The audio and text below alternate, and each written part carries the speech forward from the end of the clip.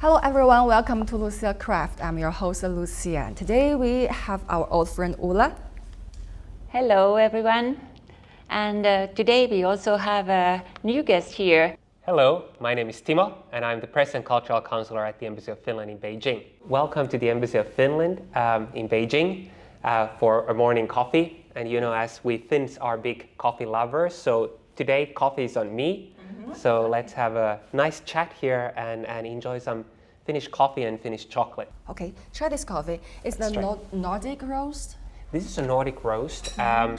You know, even though we don't produce coffee beans in Finland, but we actually have a lot of roasteries in Finland, a long history of coffee making. And Finnish people, we love our coffee. Yes.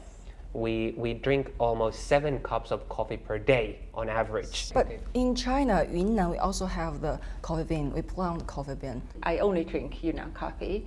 I buy the beans and I have a coffee machine at home, so I don't buy the Finnish roast coffee, even if we can buy that online as well. So I buy the beans from Yunnan. I think they are the best beans. Timo, before you came to China, what's your impression of China? And when you came to China and after this year's stay, what are the changes? I've been somehow connected to China for 20 years, more or less, like coming back and forth. So China also has changed a lot in 20 years. I still feel impressed about is just the scale and the size of everything.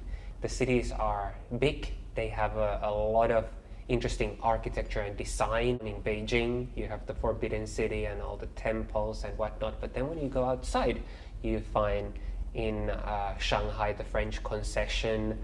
I was in Guangzhou last week and they have all those beautiful islands with 1800s buildings. When you go to Dongbei, they have also, you know, buildings from early 1900s and even older ones. So I just think there is a long history to the place and so many layers to the country. And what about Ulla?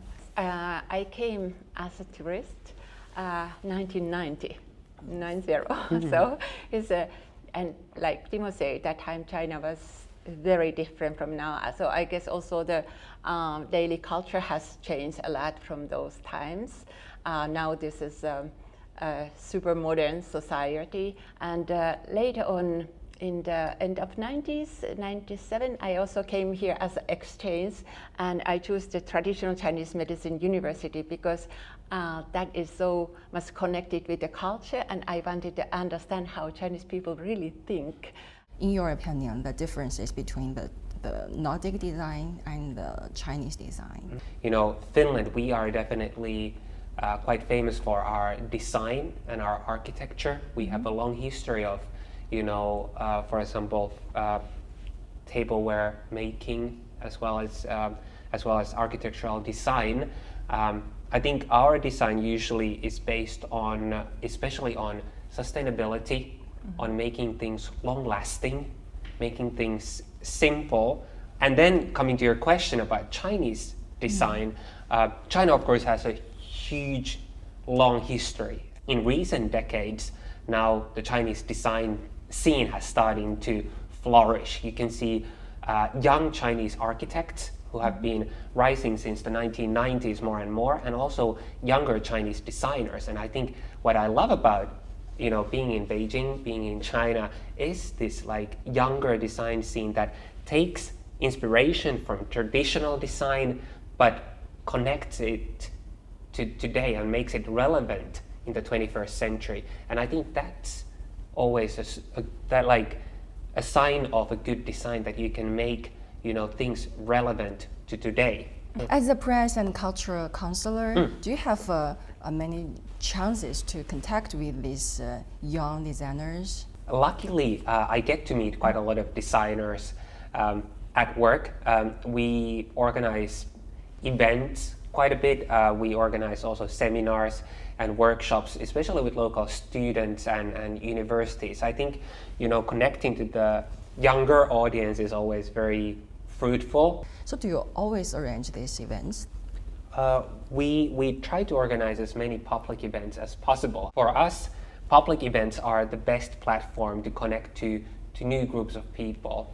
So, for example, the event that you joined, Tove Jansson's book launch, was a major event because Tove Jansson is one of the most famous Finnish writers and illustrators, and her biography was published in Chinese for the first time a few weeks ago. So we were very happy to invite Chinese Moomin fans and Tove Jansson's fans to the embassy to hear more about the book and discuss the meaning of Tove Jansson to modern literature and modern animation. So we try to make, whenever we can find a good platform to do something, we try our best. So we oftentimes connect with Chinese organizations to co-organize events, because then that will bring us new audiences and new people as well. Mm-hmm.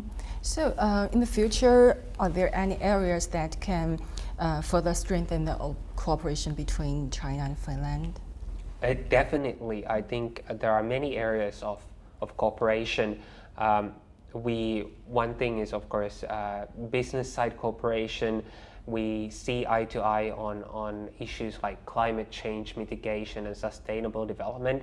This is something that China takes very seriously, and we in Finland definitely take seriously, and we have a good track record of companies and innovations in green growth. So I think this would be an area where we can definitely find cooperation potential, but also hopefully in culture. As I said, co-production of films in the future could be an area. More and more people-to-people contacts. Very good platform is student exchange and different kind of visits between the two countries. So it's a long line of cooperation potential actually with our countries. Of course, because we are the group of the companies, so that is all about the cooperation with the Chinese partners. So and we have a lot of very good Chinese organizations to organize events together with us, so we can do a lot of matchmaking and give the companies a lot of counter partners and leads. We also try to be involved in a cultural exchange in our own way, and that's why we also organize a lot of social events.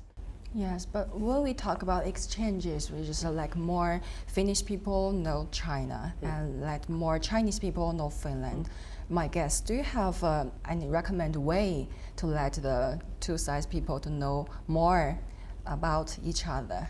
Just to come here, I really encourage all the people to come here, because when you hear the media and sometimes very kind of old-fashioned ideas what China is today, every time a person comes here, the mindset will change because of the speed of the development and progress in China is amazing. I don't think any other country in the world with this population could reach the same.